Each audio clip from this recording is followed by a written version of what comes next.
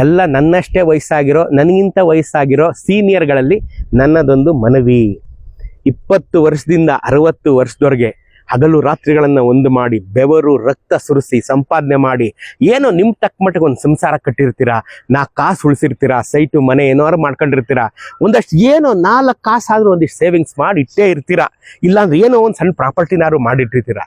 ವಯಸ್ಸಾಗಿದೆ, ಮಗ ಸೊಸೆ ಬಂದಿದ್ದಾರೆ, ಮಗಳು ಅಳಿಯ ಬಂದಿದ್ದಾರೆ, ಎಲ್ಲರೂ ಇದ್ದಾರೆ. ನೀವು ಈಗ ರಿಲ್ಯಾಕ್ಸ್ ಮಾಡೋ ಕಾಲ, ರಿಲ್ಯಾಕ್ಸ್ ಮಾಡ್ತಾ ಇದ್ದೀರಾ. ನಿಮಗೆ ಸಣ್ಣ ಪುಟ್ಟ ಹುಷಾರು ತಪ್ಪುತ್ತೆ, ಆಸ್ಪತ್ರೆಗೂ ಅಲ್ಲಿಗೆ ಇಲ್ಲಿಗೆ ಹೋಗಿ ಬರ್ತೀರಾ. ಕರೋನಾ ಕಾಲ, ಯಾವತ್ತು ಯಾರು ಟಿಕೆಟ್ ತಗೋತಾರೆ ಗೊತ್ತಾಗ್ತಾ ಇಲ್ಲ ಈಗ. ಸೊ ನಿಮಗೆ ಮನ್ಸಲ್ಲಿ ಒಂಥರ ಅಳುಕಿರುತ್ತೆ, ನಾನು ಚೆನ್ನಾಗಿದ್ದಂಗೆ ನಾನು ಆಸ್ತಿನೆಲ್ಲ ಮಕ್ಳಿಗೆ ಹಂಚ್ಬಿಡ್ಬೇಕು, ನಾನು ಚೆನ್ನಾಗಿದ್ದಂಗೆ ನಾನು ಬ್ಯಾಂಕ್ ಬ್ಯಾಲೆನ್ಸ್ ಎಲ್ಲ ಇನ್ನೊಬ್ರಿಗೆ ವಹಿಸ್ಬಿಡ್ಬೇಕು, ನಾನು ಚೆನ್ನಾಗಿದ್ದಂಗೆ ಎಲ್ಲ ವಹಿಸ್ಬಿಟ್ಟು ಎಲ್ರಿಗೂ ಕೊಟ್ಬಿಟ್ಟು ನಾನು ರಿಲ್ಯಾಕ್ಸ್ ಆಗ್ಬಿಡೋಣ. ತಪ್ಪು ತಪ್ಪು, 100% ತಪ್ಪು.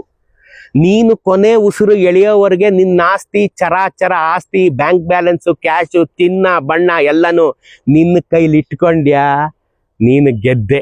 3 ಕಾಸು ಮರ್ಯಾದೆ ಸಿಗುತ್ತೆ.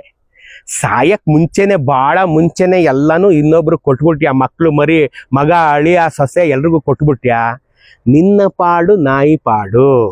ನಿಮ್ಮನೇಲಿ ಸಾಕಿರೋ ಶಿಡ್ಜು ನಾಯಿ, ಜರ್ಮನ್ ಶೆಫರ್ಡ್ ನಾಯಿನೂ ಒಂದೇ, ನೀನು ಒಂದೇ ಆಗ್ಬಿಡ್ತೀಯ.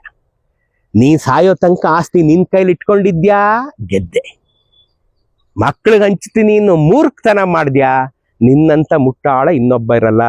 ಯೋಚನೆ ಮಾಡಿ, ನನ್ನ ವಯಸ್ಸಿನವರೇ ಯೋಚನೆ ಮಾಡಿ. ಏನೇ ಕಾರಣಕ್ಕೂ ಮಕ್ಳ ಹೆಸರು ಈಗೇನು ಅರ್ಜೆಂಟ್ ಇಲ್ಲ. ನೀವು ರೈಟ್ ಹೇಳಿದ್ಮೇಲೆ ಅವ್ರಿಗೆ ಗೊತ್ತು, ಅವ್ರಿಗೆಲ್ಲ ತಗೋತಾರೆ ಅವರು. ನಿಮ್ಮಿಂದ ಅವ್ರಿಗೆ ಹೋಗೋದು, ಯಾರಿಗೂ 3ನೇ ಅವ್ರಿಗೆ ಹೋಗಲ್ಲ. ಅರ್ಥ ಆಯ್ತಾ? ಅದಕ್ಕೆ ಏನೇನು ಬೇಕು ಭದ್ರಾ ಮಾಡಿರಿ, ಆ ಕೀ ಎಲ್ಲ ನಿಮ್ತವಿಟ್ಕೊಂಡಿರಿ. ಆಯ್ತಾ? ನಿಮ್ಮ ಕೈಗೆ ಹಾಕಿರೋ ಬ್ರೇಸ್ಲೆಟ್ಟು, ಚೈನು, ಉಂಗುರದ ಸಮೇತ ಯಾವುದು ಬಿಚ್ಕೊಡ್ಬೇಡಿ. ಎಲ್ಲ ನೀವು ರೈಟ್ ಹೇಳ್ಬೇಕು, ಎಲ್ಲ ಅವ್ರು ಬಿಚ್ಕೊಂಡೇ ಕಳ್ಸೋದು. ಮೈ ಮೇಲೆ ಒಂದು ಬಟ್ಟೆನೂ ಬಿಡಲ್ಲ ರೀ, ತೆಗೆದು ನಿಮ್ಮನ್ನ ಗುಂಡಿಗೆ ಬಿಸಾಕ್ಬಿಡ್ತಾರೆ. ನೀವೇ ನೋಡಿಲ್ವಾ? ಏನೇ ಕಾರಣಕ್ಕೂ ನೀವು ರೈಟ್ ಹೇಳೋವ್ರಿಗೆ, ನೀವು ಅಂತರ್ಧಾನ ದೈವಾಧೀನರಾಗೋವರೆಗೆ ಯಾರಿಗೂ ಕೊಡಬೇಡಿ. ಎಲ್ಲ ನಿಮ್ಮ ಹತ್ರನೇ ಇಟ್ಕೊಂಡಿದ್ದೀರಿ. ನಿಮ್ಮ ಕೈಯಲ್ಲಿ ದುಡ್ಡು, ನೀವು ಶ್ರೀಮಂತರು ಅಷ್ಟೇ. ಇನ್ಯಾರನ್ನು ನಂಬೇಡಿ.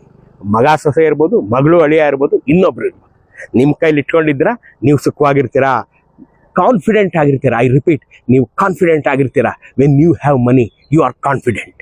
ಬ್ಯಾಂಕ್ ಬ್ಯಾಲೆನ್ಸು ತೀರಾ ಜಿಪುಣ್ತನ ಮಾಡಿ ಇನ್ನೂ ಉಳಿಸಿ ಬ್ಯಾಂಕಿಗೆ ತುಂಬಬೇಡಿ. ಮಕ್ಕಳಿಗೆ, ಮೊಮ್ಮಕ್ಕಳಿಗೆ ನೀನು ಎಷ್ಟು ಕೋಟಿ ಬ್ಯಾಲೆನ್ಸ್ ಇಟ್ಟರು ಅದು ಕಡಿಮೆನೆ, ಅವ್ರಿಗದು ಕಡಿಮೆನೆ. ಅರ್ಥ ಆಯ್ತಾ? ಏನು ಮಹಾ ಇಟ್ಬಿಟ್ಟಿದ್ದ ನಮ್ಮಪ್ಪ, ಸಾಯೋವರ್ಗೆ ಇಟ್ಕೊಂಡು ನಿಗಿರ್ತಾ ಇದ್ದ ಅಂತ ನಿಮ್ಮನ್ನ ಆಡ್ಕೊಳ್ಳೋದು ಕಟ್ಟಿಟ್ಟ ಬುತ್ತಿ. ಆಯ್ತಾ?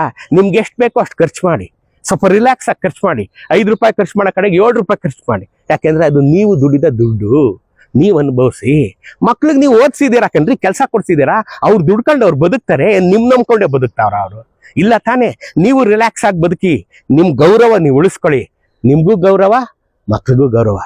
ನೆನ್ಪಿಟ್ಕೊಳ್ಳಿ.